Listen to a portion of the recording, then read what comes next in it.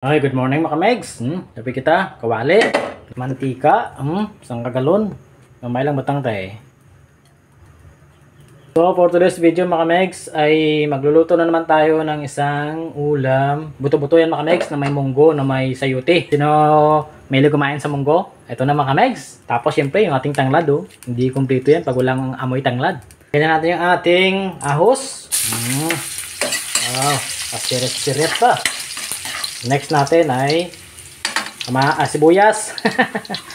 Kamatis ha, umauna ang kamatis. Sibuyas yan mga kamig. Next natin yung ating kamatis. Happy New Year. Yan o, munggo. Ang mahilig mo munggo. Katay mo kamig, so nasunog yung munggo ko. Kapin tayo ng kamay, mainit. Yan, haluin na mga kamig. Lagyan natin yung ating buto-buto mga kamig. Halo-haluin na natin konti. Pwede rin naman na nakadepende yan sa inyo mga kamig. Pwede rin naman na unahin nyo yung buto-buto gisa bago yung munggo. Sa akin kasi, mas gusto ko yung munggo muna bago yung ating buto-buto mga kamig.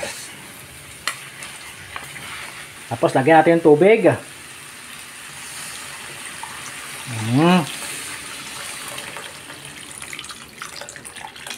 Palambutin natin yung mga laman-laman ng ating buto-buto. Alright. Sana natin yung ating nilaga. Agay. Wala pa natin tanglad. Puro hamot na ba? Kunting asin. Tanglad mo kamigs.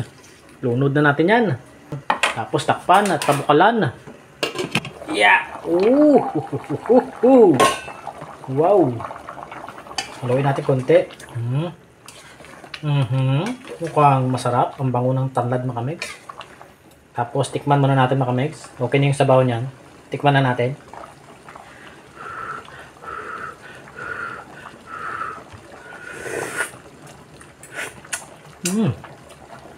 Wow, sarap mga kamigs. Okay. Lagay na natin yung ating sayuti mga kamigs.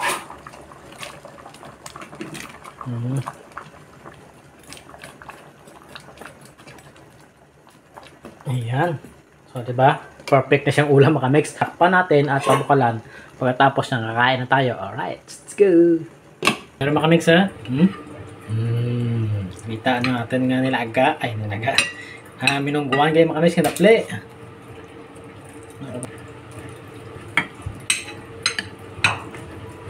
Sabaw. Sabaw na kayo mga kamigs. Kain po mga kamigs. Kain po. Natin tulaan mga kamigs ha? Tarawan tabi.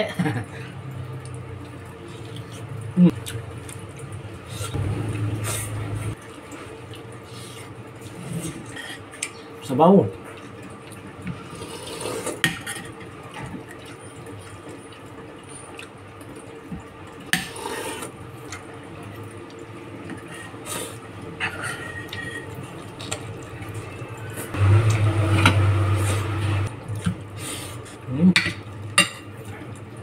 Sabaw pa ganyan.